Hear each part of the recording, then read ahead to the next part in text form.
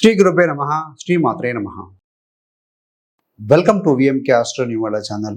November 15, 2024 నుండి 29 మార్చి 2025 వరకు, అంటే దాదాపుగా 134 రోజుల పాటుగా శని వక్రగతిని వదిలి రుజు మార్గంలో కుంభరాశిలో ముందుకు పయనించడం వల్ల వృశ్చిక రాశి వారికి ఎలాంటి శుభాశుభ ఫలితాలు కలగబోతున్నాయో చూద్దామండి. వృశ్చిక రాశికి అధిపతి కుజుడు. వృశ్చిక రాశిలో విశాఖ 4వ పాదం, అనురాధ 4 పాదాలు, జ్యేష్ఠ 4 పాదాలు, మొత్తం 9 నక్షత్ర పాదాలు ఉంటాయి. వీరందరికీ కూడా మన చొక్కువైటువంటి యొక్క శని గోచార ఫలాలు వర్తిస్తాయండి. శని గ్రహం వక్రీకరణ వదిలి 134 రోజుల పాటుగా పయనం చేస్తారనుకున్నాం కదా. ముఖ్యంగా ఏ నక్షత్రం మీద పయనం చేస్తారు అది ఇంపార్టెంట్ అండి. గ్రహంతో పాటుగా ఏ నక్షత్రం మీద పయనం చేస్తున్నారో దాని ఫలితాలు కూడా పరిధిలోకి తీసుకోవాలి. కాబట్టి శని శతభిష నక్షత్రం మీద 26 డిసెంబర్ 2024 వరకు పయనం చేస్తారు. తదనంతరం 27 డిసెంబర్ 2024 నుండి మార్చి 29, 2025 వరకు కూడా తక్కిన రోజులన్నీ కూడా పూర్వభాద్ర 1, 2, 3 పాదాల మీద పయనం చేస్తూ ఉంటారు.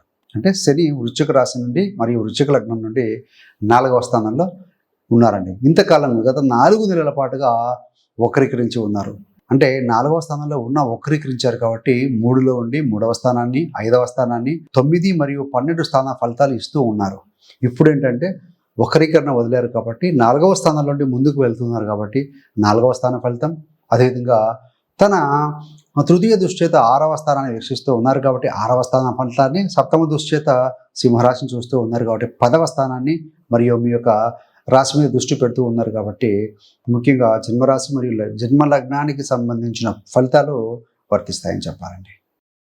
మరి చతుర్థము అంటే ఏంటయ్యానంటే 4వ స్థానం, అంటే family happiness, mother, property, vehicles, ఇవన్నీ కూడా ఇండికేట్ చేస్తాయండి. 4వ స్థానం అంటే మదర్ హెల్త్ విషయం, ఏదైనా గతంలో ఇబ్బందులు పడి ఉన్నా, అనారోగ్యానికి గురైన వారు, ఏదైనా మానసిక వేదనకు గురై ఉన్నా కూడా సో ఆ సమస్యల నుండి మెల్లిమెల్లిగా కొంత స్వాంతన పొందుతారు, రిలాక్స్ అవుతారని చెప్పవచ్చండి. పరిస్థితులు కాస్త మెల్లిమెల్లిగా పాజిటివ్గా అనుకూలిస్తాయి మదర్ విషయంలో. అదేవిధంగా మీరు ఏదైనా వాహన రిపేర్లో ఉన్నా, వాహనాల పరంగా ఇబ్బంది పడుతూ ఉన్నా, ప్రయాణాల పరంగా ఇబ్బంది పడుతూ ఉన్నా సో వాటి నుండి కూడా విముక్తి పొందటం కావచ్చు, కంఫర్ట్స్ పెరుగుతాయని చెప్పవచ్చు.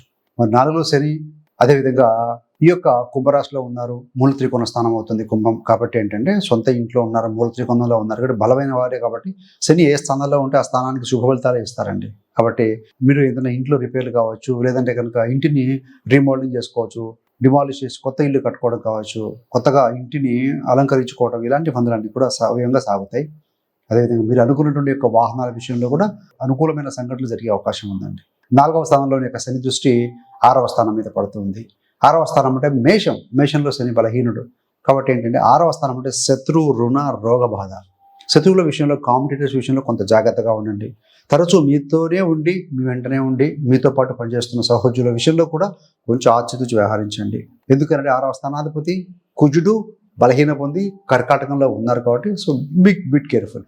అదేవిధంగా మీ యొక్క పెంపుడు జంతువుల విషయంలో కూడా చిన్న సమస్యలు తలెత్తడం కావచ్చు, వాహనాల రిపేర్లు కూడా వచ్చే అవకాశం ఉంటుంది.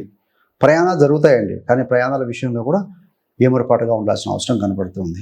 హెల్త్ విషయంలో చూస్తే మీ యొక్క రాశాధిపతి మరియు లగ్నాధిపతి కుజుడు బలహీనంగా ఉండి, కుజరాశి మీద శని దృష్టి పడుతూ ఉంది, నీచ దృష్టి కాబట్టి ఆరోగ్య విషయంలో కూడా మీరు కొంత జాగ్రత్త తీసుకోవాల్సిన అవసరం అయితే కనబడుతుంది.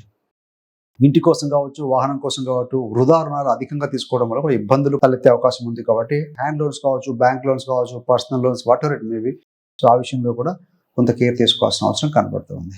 మరి ఈ యొక్క శని గ్రహ దృష్టి 7వ స్థానం మీద పడుతూ ఉంది కదా, సింహరాశి మీద. ఉద్యోగంలో గతంలో వక్రీకరించినప్పుడు ఇదివరకు చేసిన ఉద్యోగంలో కావచ్చు, గతంలో పని చేసి మళ్ళీ మీకు వెళ్తున్న భాగంలో అందులో సమస్య ఏమైనా వచ్చి ఉంటే ఆ సమస్యల నుంచి బయటపడడం కావచ్చు. సో ఇప్పుడున్న వృత్తి మీద బాగా ఫోకస్ చేస్తారు. సో త్వరగా ప్రాజెక్టులు కూడా కంప్లీట్ చేసుకోవడం కావచ్చు, ఇదంతా ఉంటుందండి. అఫ్కోర్స్ శత్రుస్థానం మీద దృష్టి పెట్టినా కూడాను ఈ సమయంలో ఏంటంటే నవంబర్ 15 తర్వాత నుండి రవి అనుకూలంగానే మిత్రశతాల్లో తిరుగుతూ ఉంటారు కాబట్టి రాబోయే రోజుల్లో కూడాను మంచి ఫలితాలు అందుకుంటారని చెప్పవచ్చు. ముఖ్యంగా జనవరి 15 తర్వాత వృత్తిపరంగా ప్రయాణాలు, మార్చి చివరి వరకు కూడా బహుదూర ప్రాంత ప్రయాణాలు కూడా ఉండే అవకాశం కనబడుతుంది. మరికొంతమందికి ఏంటంటే సో ఈ జనవరి నుంచి మార్చి లోపల కొంతమందికి స్థాన బదిలీలు కావచ్చు, ట్రాన్స్ఫర్స్ కావచ్చు, కొత్త ప్రాంతాలకు దూరానికి వెళ్ళడానికి అవకాశం కూడా గోచరిస్తూ ఉందండి. ఏదేమైనా కూడా గవర్నమెంట్ సంబంధమైన ఉద్యోగాల్లో ఉన్నవారికి అనుకూలత ఇస్తుంది అని చెప్పాలి. ఎందుకంటే పూర్వభాద్ర నక్షత్రం మీద 27 డిసెంబర్ నుంచి ఎప్పుడైతే వెళ్తాడో, ప్రయాణాలు ఉన్న దూర ప్రాంతానికి వెళ్ళినా మొదట్లో అన్కంఫర్టబుల్గా అనానుకూలంగా అనిపించినా కూడా గురు నక్షత్రం మీదకి వెళ్ళబోతున్నారు. గురు 7లో ఉండి మీ యొక్క రాశిని చూస్తూ ఉన్నారు కాబట్టి వృత్తిపరంగా ఎన్హాన్స్మెంట్, రెస్పాన్సిబిలిటీ, బాధ్యతలు పెరగడం, దాని ద్వారా అధికంగా ధనం కూడా సంపాదించే అవకాశం అయితే కనపడుతూ ఉంది. మరి ఈ యొక్క శని దృష్టి దశమ దృష్టి చేత మీ యొక్క రాశి మీద దృష్టి పెడుతూ ఉన్నారు. శని దృష్టి రాశి మరియు లగ్నం మీద ఉంది కాబట్టి సో డోంట్ బి లెథార్జిక్, అంటే కొన్నిసార్లు బద్ధకం ఆహిస్తుందండి. చేద్దాంలే చూద్దాంలే అని అనిపిస్తూ ఉంటుంది. సో ప్రొక్రాస్టినేషన్ అంటాం కదా. సో పోస్ట్పోన్మెంట్ వద్దు, వెంటనే మీ యొక్క పనులు కంప్లీట్ చేసుకునే విధంగా ప్రణాళికలు వేసుకోండి. సో ప్రతిరోజు నడక, ప్రాణాయామం, ధ్యానం చేస్తూ ఉంటే సో మనకు ఆలోచనలకి, మన డ్రీమ్స్కి, గోల్స్కి అనుగుణంగా బ్రెయిన్ యాక్టివ్గా ఉండాలి అంటే కనుక ఫిజికల్గా we have to be very fit అండి. యాక్టివ్గా ఉన్నప్పుడే సో వేగవంతంగా మనం పని చేయగలుగుతాం. మల్టిపుల్ 2 times 3 times వర్క్ చేయాలంటే so you have to be physically, mentally స్ట్రాంగ్గా ఉండాలని ఉండాలనేది వాస్తవం. సో కాబట్టి అదొకటి మీరు పాటించగలిగితే మాత్రం అద్భుతమైన ఫలితాలు అందుకుంటారు.